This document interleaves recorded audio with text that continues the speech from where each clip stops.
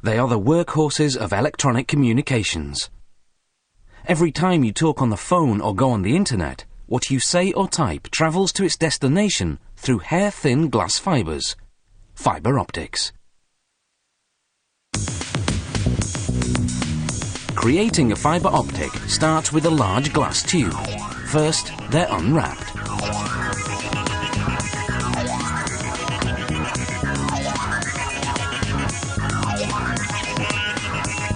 Then they're submerged in a corrosive bath of hydrofluoric acid. This removes any oily residue.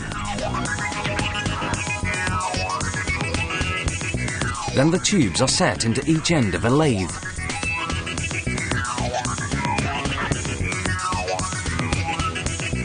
As the tubes spin, they're heated with a hydrogen-oxygen flame.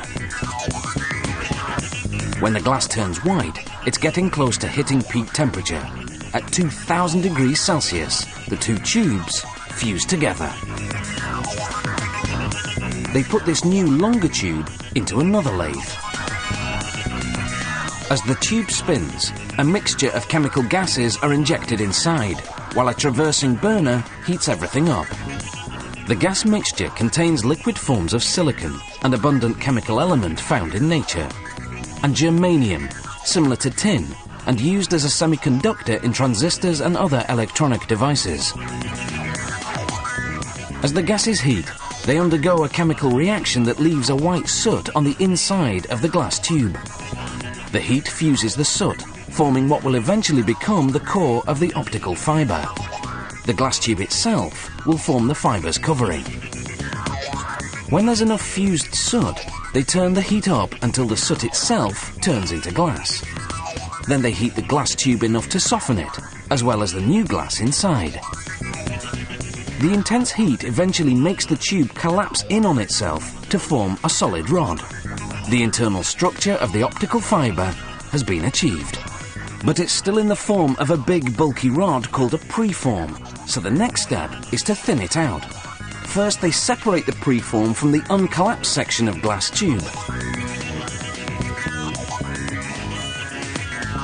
Then they install it vertically into the drawing tower, which will draw out the final shape.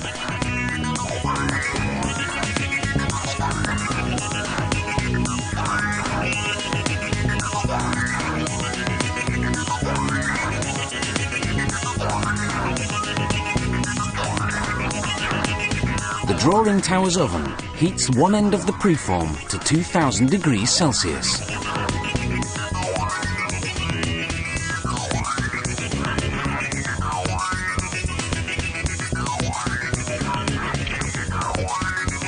The glass softens.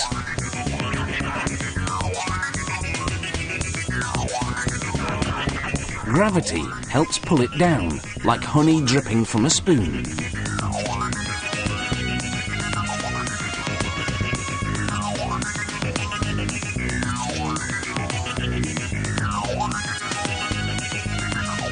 Then, using a glob of glass as a weight, they stretch the soft glass and keep stretching it until they've formed a thin glass fiber. A series of pulleys measure the tension of the fiber as it's being drawn. A special monitor makes sure the fiber's precisely the right diameter, 125 micrometers. That's about 1/8 of a millimeter thick. Then the fiber passes through UV lamps that bake on an acrylic coating to protect against dust and other contaminants. Finally, the fiber is rolled onto a drum. From here, it's either shipped out or put into a cable. Fiber optic cables are expensive to produce, but they're smaller and lighter than traditional copper cables. They carry more information, and unlike copper cables, they're immune to electromagnetic interference. They're also hard to tap without being detected.